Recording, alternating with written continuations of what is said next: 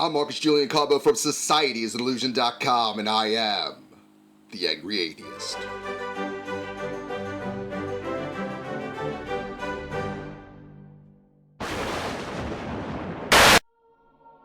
It is a place full of mansions and streets of gold, where you'll lounge on clouds amongst the angels. Your desire for food, drink, and sex will be replaced by spending all day singing the praises of the Lord and His Son, forever and ever, until the end of time. Guys, this actually sounds extremely boring. Got anything else? Journey to the Netherworld, a dismal Hotel California where the water is bitter and the food literal dust. Wait, what? Who in the hell would want to go there? Is it too late for eternal Sunday school? Traverse the obstacles of the underworld, where you'll face off against gods, creatures, and gatekeepers on your way to the final judgment. Once there, you will convince 42 judges that you haven't done things like engaged in terrorism, polluted the water, seduced someone's wife, eavesdropped, felt sorrow, anger, or concern without warrant, disrespected the dead, made anyone cry, or taken candy from a baby. Yeah. From there, your heart will be measured against a feather mat? The feather of Ma'at. And if it comes up short, will be fed to the devourer, a moat. A part lion, part crocodile, part hippo. Oh, you know what? This is just getting way too weird. What else are we peddling? Arrive in the lands of gardens in fine robes on golden inlaid furniture, surrounded by family and given everlasting wine. Your body will be forever young, your palace forever opulent, and your food forever exquisite. Bask in the valleys of pearl and ruby as you ride perfectly white horses and camels. Then swim the rivers of milk and honey in paradise. Wow, I think we have a winner here. Whose heaven is this? Oh. The Afterlife. The ultimate carrot and a stick. Where after a life of servitude and devotion to the will and rule of the gods, or gods, you're rewarded with immortality and ecstasy in heaven.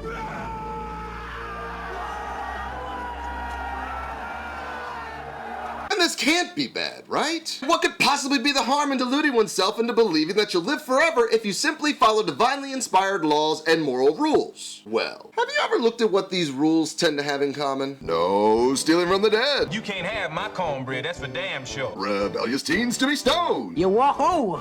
What are you limping back? Render unto Caesar. That's not my pop! The price for having sex above your caste? Death. You know your damn role. And killing disbelievers. Ask your imam if Islam is right for you.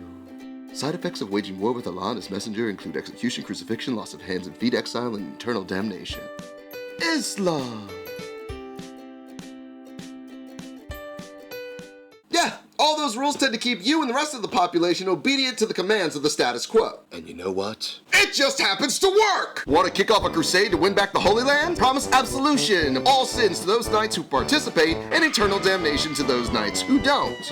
Need to convert, kill, or otherwise rid non-believers from your lands? Promise pristine virgins in eternal paradise, or refuse the call and spend eternity in burning torment.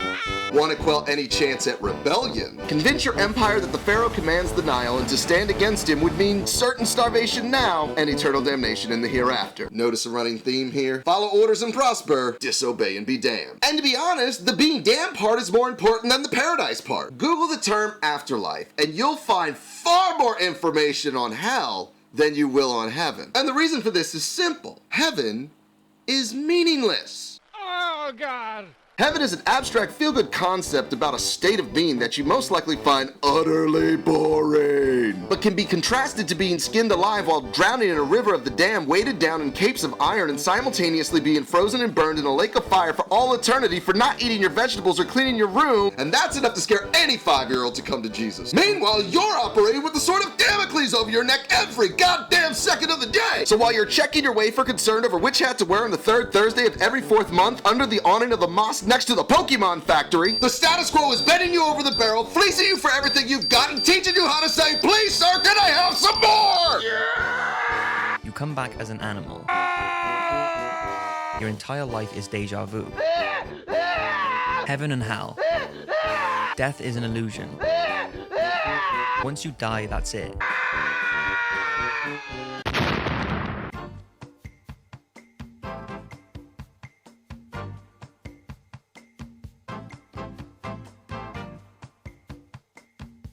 Napoleon once said, "Religion is excellent stuff for keeping common people quiet. Religion is what keeps the poor from meddling so rich." And at the core of this truth is the belief in the afterlife. The very idea of any dogmatic afterlife is an incredibly powerful, incredibly effective, and an incredibly dangerous view. When you are promised paradise for obedience, the tyrant no longer needs to be toppled. They simply need to be weathered, for your reward lies in the next life. When you are essentially living to die, you can turn a blind eye to contemporary problems that face the world because, after all, they don't really matter. And despite the thought that belief in an afterlife somehow creates good people, if a person needs to be rewarded or threatened in order to be a good person, then guess what? You're not a good person! Especially when you consider that those rules are only there to oppress you and to prop up your oppressors. So, the afterlife. Is belief in it harmless comfort for grandchildren across the world? Or is it an incredibly dangerous ideal that lulls people into blind obedience in circumstances that would normally inspire acts to change? Place your comments down to my right if you're crazy enough to pick a fight. Hit that like and subscribe button. Share us on the socials. And I will see you next time on The Angry Atheist.